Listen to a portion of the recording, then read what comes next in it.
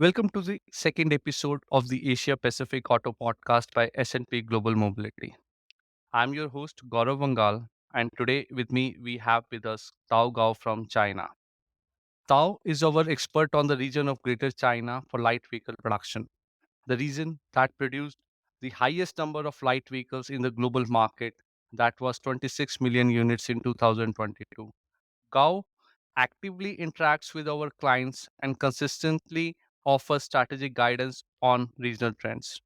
Today, he will help us understand China's domestic market outlook and trend, and then also provides his insights on the increasing exports from the China market and how China becoming manufacturing hub for electric vehicles or new energy vehicles.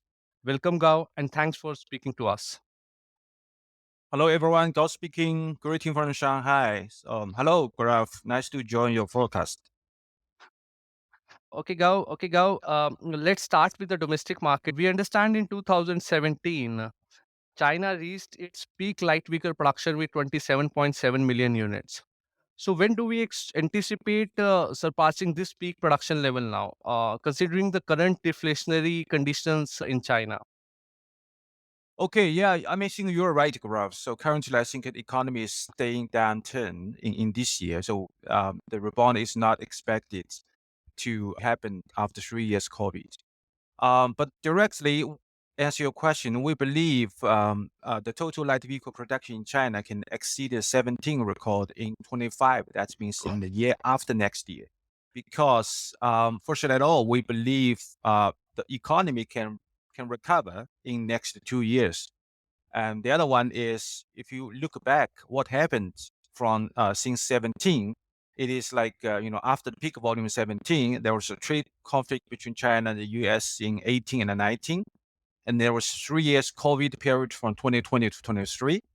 And then 21, there was a semiconductor crisis in China.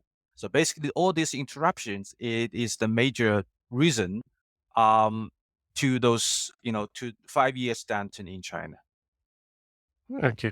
Okay. Moving to the second question, Gao. What specific factors will impact China's production in 2023?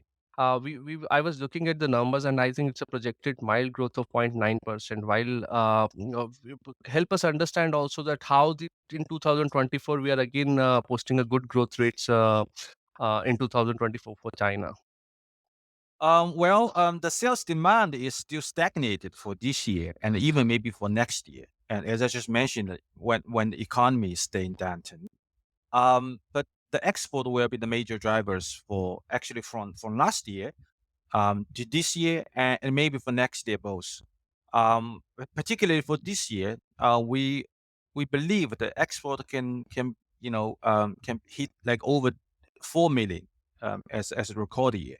And the Mhm. next years, for next year, in long term future, we believe the made in China NEV export can continue remain the momentum in to other major markets such as Europe.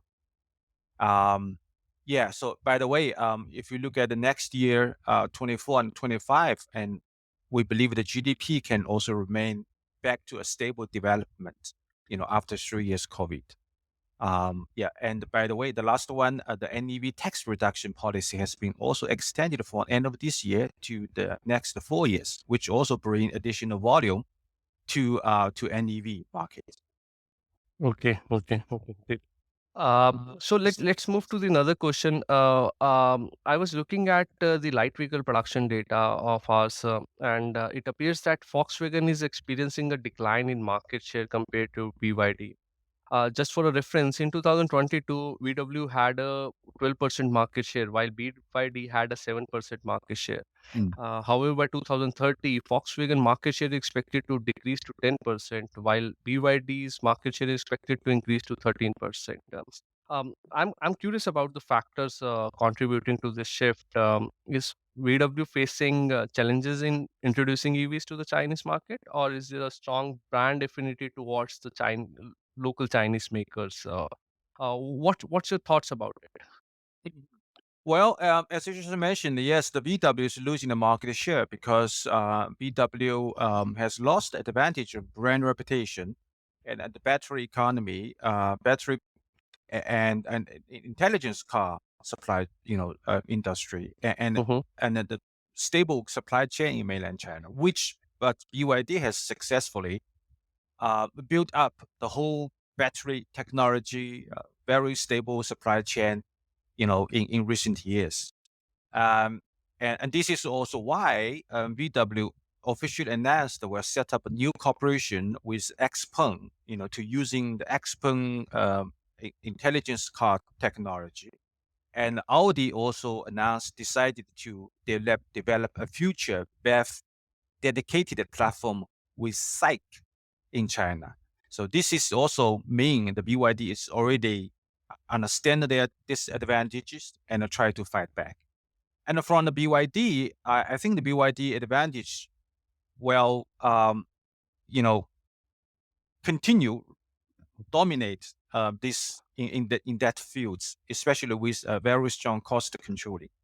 And for next step, the BYD is well increase the product portfolios in Mm-hmm. premium brands and also try to expand the capacity in domestic and overseas markets, which help BYD to gain market share. If you look at the market share percentage from the market Mm-hmm. share from VW.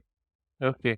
Okay. So, so one of the most important competition running right now, globally, and let's discuss about this: the competition between Tesla and BYD. How do you perceive this competition? We are aware that Tesla initiated a price war in China, but do you think that this strategy is going to benefit Tesla in the Chinese market? What's your view on this? Well, that is a very good question because it is really a hot topic, the competition between Tesla and the BYD in China. But if you look at the car positioning, the volume car position of both brands, you can find out that BYD has perfectly avoided direct competition Mm-hmm. with Tesla in China because the Tesla's Model 3 and the Model Y in China, which both above like 250 RMB in China market. And the most of BYD series, like a Dynasty series, those volume cars is below 250K RMB. So this is also why the BYD has gained the market share not from the premium brand, not from BMW, not from Mercedes, not from Tesla, actually from the Volkswagen, from Toyota, and from other Chinese OEMs. And but we believe the situation is changing because BYD is trying to increase car lines and try to set up a new brand series like Mm-hmm. Yangwang and the Function Bao, and to penetrate in premium and even luxury markets. Um, as well as Tesla recently reduced the price of Model 3 again. So we see the Tesla keep reducing the price, Model 3 and the Model Y. And then meanwhile, in the future, we believe the Tesla will launch relatively smaller, compact SUVs, specifically for entry markets, which also bring a big risk that the competition will become much more intensive between Tesla and the BYD in China.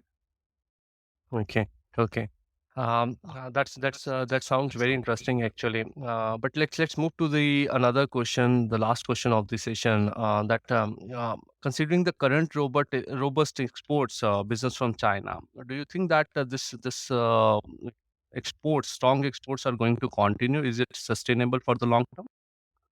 Well, if you look at the current export destination countries or regions, the major destination in this year is Russia and South Asia and now South America. So, but in the future, we believe those markets limit, the demand can be limited. So the next step for Chinese OEMs, they are trying to export more BEVs to European Mhm. market, especially West Europe market. So we believe, well, if really the Chinese brands can set up a very nice population reputation in West European markets, we believe yes, the export can continue grow, especially in those major markets in the long term future. Okay. Thank you, Gao, for your time and for sharing your invaluable insights and expertise. Our conversation was been truly enlightening. We look forward to witnessing how China position itself for the next major breakthrough in the auto industry in the coming years. Thank you very much, Gaurav. Thank you very much, everyone listening. Let's meet again in our next episode of Asia Pacific Auto Podcast by S&P Global Mobility.